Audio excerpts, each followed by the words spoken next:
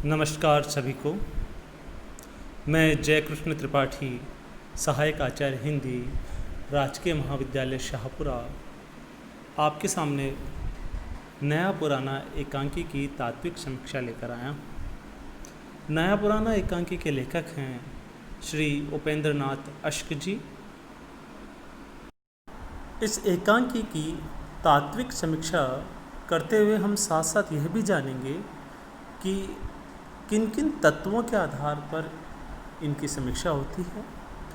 एकांकी के तत्व वीडियो में पहले बना चुका हूँ, फिर भी हम साथ साथ यहाँ पर समझते जाएंगे।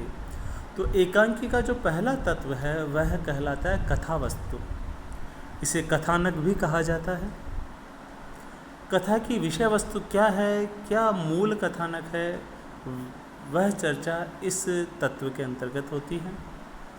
तो जो कहानी है, जो कथा वस्तु है, जो कथानक है इस एकांकी का, वह मूलतः मध्यवर्गीय जनजीवन से प्रेरित है। बहुत ही यथार्थ है, यथार्थ के नज़दीक है, कल्पना बिल्कुल नहीं लगती, और यही इस कथानक की विशेषता है। कथा वस्तु इस प्रकार है कि देवचंद नाम का एक ईमानदार और आदर्शवादी प्रिंसिपल है। हाँ, वह निजी विद्यालय चलाता है। वहीं रविचंद नाम का जो मित्र है, इसका उल्टे स्वभाव वाला है। उसको, देवचंद को, एक लिली की माँ नाम से एक चरित्र इसमें आया है, अपने गहने अपने पति से अर्थात शराबी पति से बचाने के लिए देती है अमानत के रूप में। उस अमानत में रविचंद रानीहार उपभोग के लिए मांगता है और उसके बाद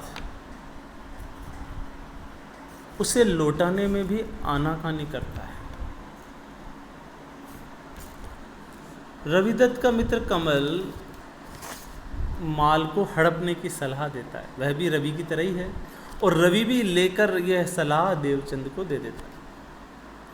देवचंद के मन में अंतर्द्वंद शुरू हो जाता है और साथ ही साथ रवि की नीयत पर भी शक हो जाता है।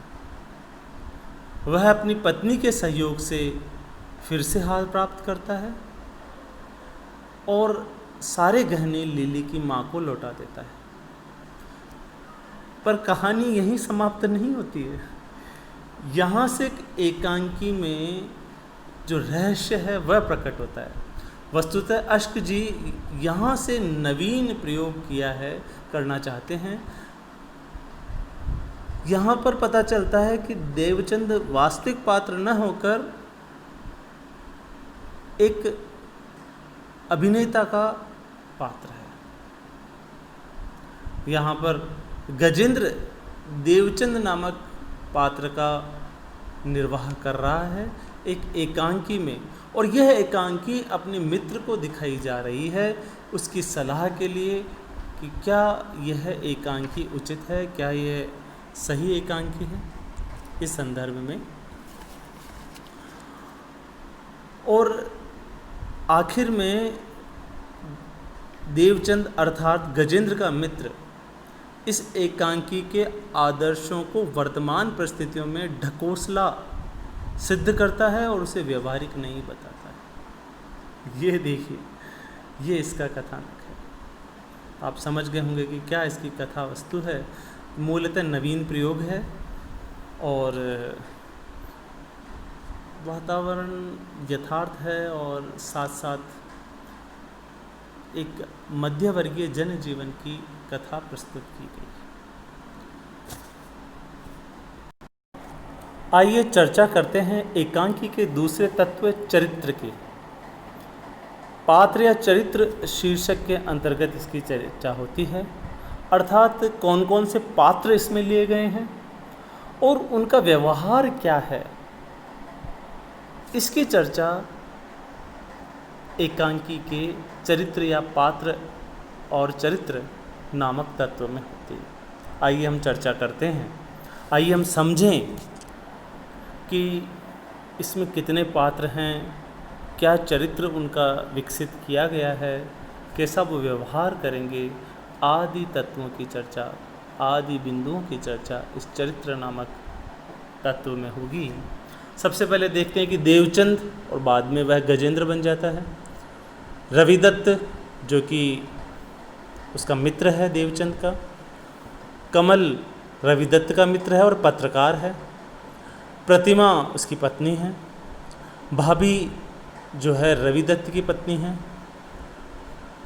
लिली की माँ, पात्र सामने नहीं आया है परंतु अप्रत्यक्ष रूप से सामने आया है, कहीं इसके संवाद नहीं है परंतु अप्रत्यक्ष रूप से सामने आया है। तो लिली की माँ, और मंच पर बैठा, चुपचाप बैठा हुआ था शुरू से ही, गजेंद्र का मित्र, जो कि कहानी में, जो कि एकांकी में, माफ़ कीजिएगा, एकांकी में मोड़ लेकर आता है।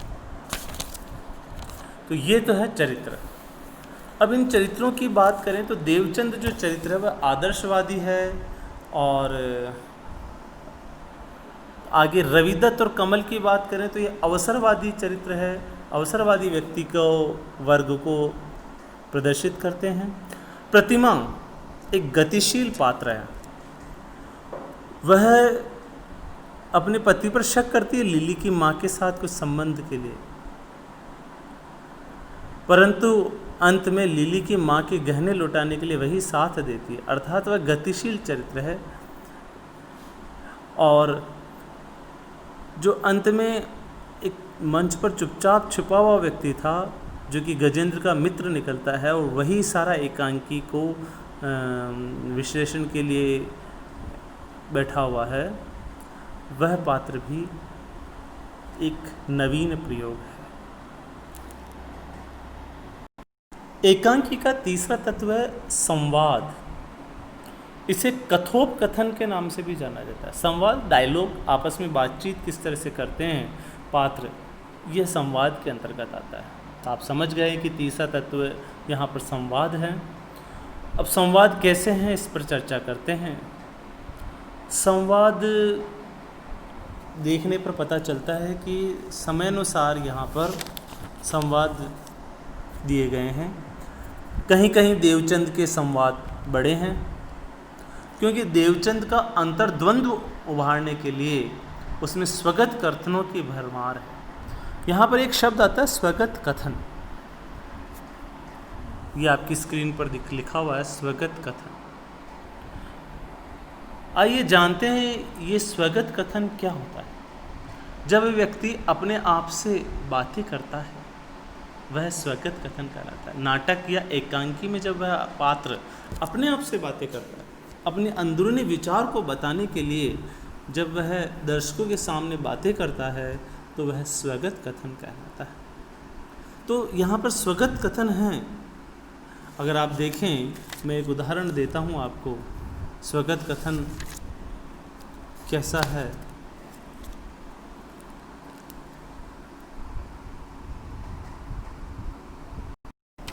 देवचंद कहता है अपने आप से ही, आज मुझे अपने ही घर में चोर बनना पड़ेगा। हथौड़ी को हाथ में उछालता है, ये रंगमंची निर्देश है। तुलसीदास ने कहा है, धीरज धर्म मित्र अरुनारी, आपद काल परिखे चरी। यहाँ कोई पात्र इसके साथ नहीं है, वह अकेला अपने आप से बातें करता है। किंतु चरण बदल देना चाहिए, आजकल तो यूँ होना चाहिए, गरज परखे पड़े तो परखिए चारी। इस तरह से स्वगत कथन है। साथ ही संवाद प्रभावशाली बन पड़े हैं और पात्रानुसार है। वे मानसिक द्वंद्व और वैचारिक अभिव्यक्ति करने में समर्थ हैं। जो भी वे मानसिक विचार हैं देवचंद के, चाहे रवि के हो, चाहे प्रतिमा के हो, चाहे और किसी पात्र के हो, उन सब के मानसिक विचार और उनके अंतर्द्वंद्व को वह आसानी से प्रदर्शित कर देते हैं। पाठक या श्रोता उसे आसानी से समझ लेता है। चौथा तत्व जो एकांकी का आता है वह है देश काल और वातावरण। देश काल का अर्थ है आसपास का परिवेश कैसा है, क्या जीवन है, क्या समय है। तो मुख्यतः इस एकांकी का जो परिवेश है वह वर्तमान मध्यवर्गीय जीवन है। मध्यवर्गीय जीवन की जो समस्याएं होती है, जो कार्य व्यवहार आचार होता है, वह इस एकांकी में प्रदर्शित किया गया है। पात्र भी उसी तरह की समस्याओं को लेकर चलते हैं। पांचवा तत्व इस एकांकी की भाषा और शैली पर हम चर्चा करेंगे। पांचवा तत्व भाषा और शैली है एकांकी की। तो साथ ही साथ हम ये भी तैयार करते जा रहे हैं कि एकांकी के तत्व कौन कौन से होते हैं। तो भाषा और शैली भी इसका एक तत्व है। अब किस तरह की भाषा है, तो हम पढ़ने पर देखते हैं कि इसमें आम बोलचाल की भाषा काम में ली गई, जिसमें अंग्रेजी, उर्दू और हिंदी के मिश्रित शब्द होते हैं। अगर हम उदाहरण देखें तो देखो, ट्रंक में रखने की क्या ज़रूरत है, इस आलमारी में रख जाओ, ताला लगाकर चाबी ले जाओ। तो यहाँ देखिए ट्रंक शब्द जो कि अंग्रेजी का शब्द है यहाँ काम में लिया गया और बिल्कुल सफाई से काम में लिया गया, इसमें अपभ्रंश नहीं है। पर यहीं पर ही आप देखिए वह तुलसीदास जी का दोहा बोलते हैं, तो धीरज धर्म मित्र अरुनारी आपद काल परखिए चारी। यहाँ पर अवधि मिश्रित संस्कृत हो जाती है। और अगर हम देखें तो इसमें उर्दू का प्रयोग भी है, उर्दू शब्दों का प्रयोग भी किया गया है। जैसे सिवा, ये उर्दू शब्द है। तुर्रा, और तुर्रा यह है कि मुझे भी अमानत में खयानत करने की कोई सलाह देता है। देखिए उर्दू भाषा का भी प्रयोग इसमें किया गया है। कुल मिलाकर अगर हम कहें इसकी भाषा और शैली के बारे में, तो भावों की अभिव्यक्ति के अनुकूल है, सब पात्रों के भाव व्यक्त कर देती है, सहज वातावरण की सृष्टि करने वाली है। वातावरण सहज रहता है, ऐसा लगता है कि जैसे हाँ वास्तव में चल रहा है। और इसकी एक शैली है एकांकी में एकांकी प्रदर्शित करने की नवीन शैली है। इस एकांकी में हमें ऐसा लगता है कि देवचंद प्रमुख पात्र, देवचंद और ये सब घटनाएं वास्तविक है, परंतु इस एकांकी में ही लेखक द्वारा नए पात्र जो देवचंद का मित्र है वह उठकर आता है और देवचंद से जिस तरह के संवाद करता है उससे पता लगता है कि यह तो केवल एकांकी था, मंचित था। एकांकी का एक रिहर्सल था। तो ये जो शैली है यह एक नवीन शैली कह सकते हैं हम। एकांकी का छठा तत्व है उद्देश्य। अगर मैं इस एकांकी को पढ़ता हूँ और मुझे अगर इसका उद्देश्य निकालना हो कि लेखक का क्या उद्देश्य है, तो मेरे को दो उद्देश्य नज़र आते हैं जो कि आपकी स्क्रीन पर मैंने लिखे हैं। पहला उद्देश्य तो लेखक का यह है कि जो अच्छाई और बुराई के द्वंद्व को प्रस्तुत कर देता है। ये एक शाश्वत द्वंद्व है, हमेशा अच्छाई और बुराई का द्वंद्व चलता रहता है और समय के साथ इसमें विकास होता है। तो हर समाज में अच्छाई और बुराई का द्वंद्व होता है और उस द्वंद्व को हर समाज में नहीं, व्यक्ति के अंदर भी होता है। तो व्यक्ति के अंदर के द्वंद्व को प्रस्तुत करना और साथ ही साथ समाज के वर्तमान चरित्र का पर्दाफाश करना भी है। वर्तमान चरित्र क्या है कि कोई आदर्शवादी नहीं है, सब अवसरवादी बने हुए हैं, परंतु इस अवसरवादिता के माहौल में देवचंद द्वारा आदर्शवादी आचरण करना और फिर उसके मित्र द्वारा इस पर व्यंग्य करना, यह दर्शाता है कि लेखक अच्छाई और बुराई के द्वंद्व को प्रस्तुत करना चाहता है और साथ साथ समाज के वर्तमान चरित्र का पर्दाफाश करना चाहता है। आइए हम बात करते हैं सातवें तत्व संकलन त्रय की। ये एकांकी का विशेष तत्व है, यह कहानी से अलग है। संकलन त्रय क्या होता है? संकलन त्रय होता है तीन चीज़ों की एकता होती है, स्थान, काल और कार्य की एकता। स्थान की एकता है कि नहीं देखते हैं इसके अंदर। तो देखिए सारी की सारी घटनाएं कहाँ हुई है? देवचंद के घर में, वो भी एक कमरे में हुई है, तो स्थान की एकता हुई। अब हम बात करते हैं काल की एकता। तो घटनाएं ज़्यादा अंतराल नहीं है घटनाओं के बीच में, घटनाएं बिल्कुल लगातार चलती रही है, थोड़ा थोड़ा अंतराल है। और साथ हम बात करते हैं कार्य की एकता। तो जितने भी कार्य किए गए हैं वो सब एक ही उद्देश्य की पूर्ति से के लिए किए गए हैं, वह है लिली के माँ को गहने वापस करने के उद्देश्य से। तो कार्य की एकता भी है, अर्थात उद्देश्य पूर्ति के लिए पूरा कार्य किया गया है। काल की एकता भी है, ज़्यादा समयांतराल नहीं है। और स्थान की एकता है, एक ही कमरे में यह दृश्य है। तो सातवां तत्व हमने देखा संकलन त्रय को यह बहुत ही अच्छी तरह से निभाता है। अब हम आठवें तत्व अभिनेता पर चर्चा करते हैं। अभिनेता एकांकी का प्रमुख तत्व है, ये अन्य विधाओं से भिन्न है और यही एकांकी को अलग करता है। तो अभिनेता के लिए हम क्या देखते हैं, पात्र कम होने चाहिए, तो हाँ 5-6 पात्र, उसमें भी कई बहुत 1-1, 2-2 समय मिनट के लिए भी आते हैं, 1-2 संवाद है, तो पात्र बहुत कम है। आसानी से दर्शक इसके साथ तारतम्य बिठा लेते हैं, उन्हें याद रख सकते हैं। इसमें दृश्य परिवर्तन नहीं है, एक ही दृश्य में काम चल जाता है। रंगमंच निर्देश भी दिए हुए हैं। अगर आप देखिए बाहर से नौकरानी से रुपया निकाल के फेंकता है, जो ये कोष्टक में जो ये दिए गए हैं, ये वास्तव में क्या है, रंगमंच निर्देश है। इससे निर्देशक को इस एकांकी का मंचन करने में आसानी रहती है।